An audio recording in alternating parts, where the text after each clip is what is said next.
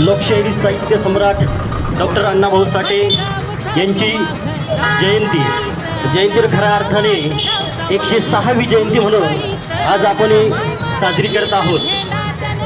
ही जयंती साजरी करत असताना आपल्याला प्रमुख पाहुणे म्हणून लाभलेले आहेत सामाजिक कार्यकर्ते सन्माननीय श्री डॉक्टर मनोहर दोडके साहेब, तसेच त्यांच्याबरोबर त्यांच्या सुयोग्य पत्नीसुद्धा या ठिकाणी उपस्थित झालेल्या आहेत। त्यांचे देखील आपल्या जयंती उत्सवाच्या सर्व समाज बांधवांकडून अगदी मनापासून मनपूर्वक हार्दिक स्वागत करतोय।